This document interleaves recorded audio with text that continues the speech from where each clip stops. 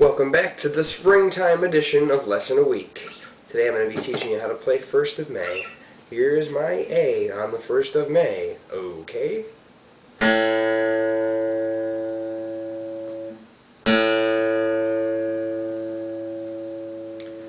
Alright, we'll get into it. This song has not too many crazy chords in it.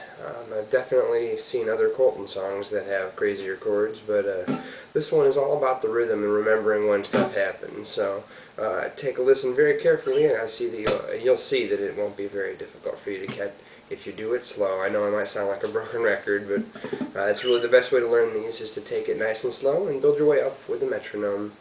The first chord of the song, and a frequent trick that you hear Jonathan Coulton doing a lot in his songs where there's a G chord, is you get this C over G. And he'll do it by usually doing a hammer onto it, where these two notes, the best way to grab this chord, ring finger on the low G, pinky on the high G, and then you can have your index and ring grabbing these two notes, hammering onto this first fret of the B string, second fret of the D string. Hammering on and pulling off. That's how this chord is played, or unless you have Joko thumb. Yeah, it's still kind of hard for me to do, but your right hand, after you hit this bass, you strum all three, and then you hit the notes for the hammer on, and then on your way down you arpeggiate it.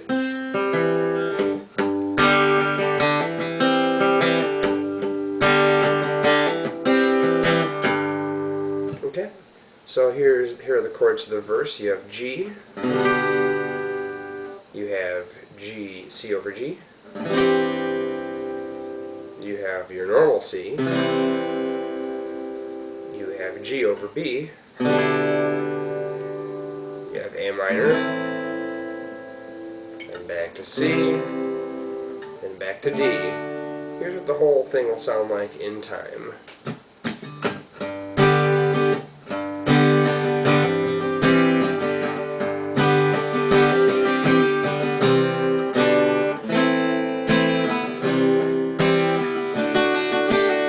Forgot to mention there's the D sus4 chord. Just put your pinky on that 3rd fret. That comes up pretty much every time there's a D in this song. Okay, that's the reverse. We'll repeat that again, except for going into the pre-chorus. When you do this D, the next chord you go to is this F sharp diminished. Right here. It's very close to the D here. The next chord is an E minor, an A minor, E minor, A minor, D. And the next chord, here's the fun one, it's a C9.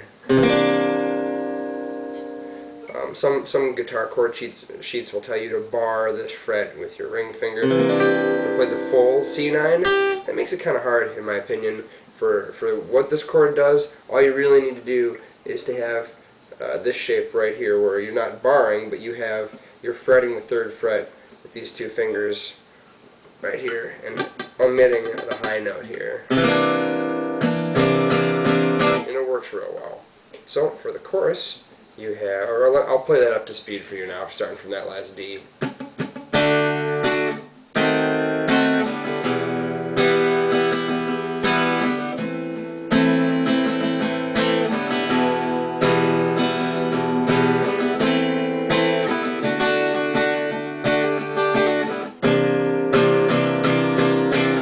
Okay, the chorus, G, C over G, C over G, then D, you have C, G over B, A minor, G, but they're all played in succession. It's going to sound like this. It's going to go sort of like Let It Be in a different key. So then the next chord after that. The next chord after that's sort of a weird one. You have to, if you're not using your thumb, it turns into a G, 7 by doing a walk up on the D string. This string alone, I'll isolate it so you can hear it. It sounds just like this. It goes. So when you play it with the chord, it'll sound.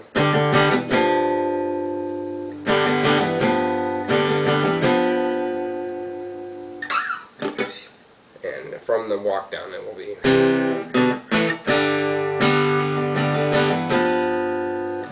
Okay, back to C.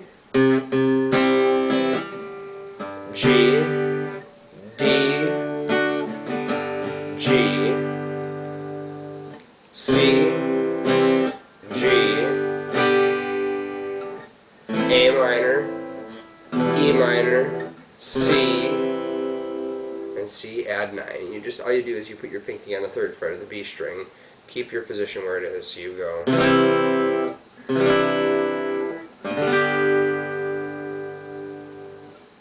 And the outro, after that final C add 9, you play something very similar to the intro, only it ends with C, C minor, G. Another very Beatlesy type of thing that appears in almost every Jonathan Coulton song, which is something I love. It's one of my favorite songwriting devices.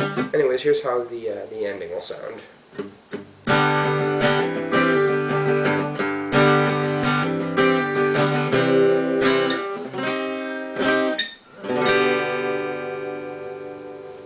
You just do 2 little hammer-on pull-offs before switching to that final C, C minor, G.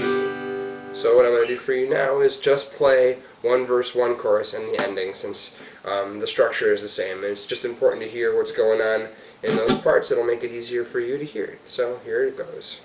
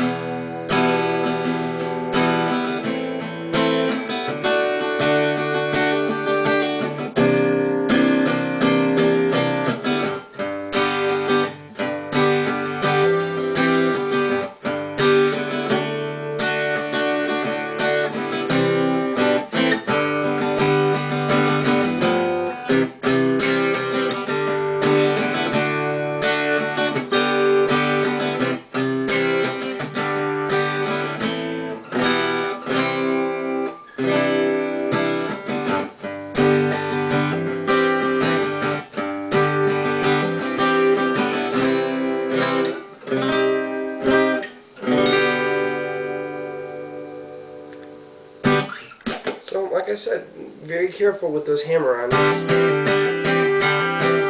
how you're picking them. And you'll get it. Take it slow, listen to the song, and all these chords are in there. So if you just pick the right spots, you'll find them. So I hope that you were able to take something out of this, and as usual, you can vote for what songs you want me to teach you next. On the Coulton forums, there's a link in the info video. And make sure that you all remember to celebrate spring by hugging outside. Thank you.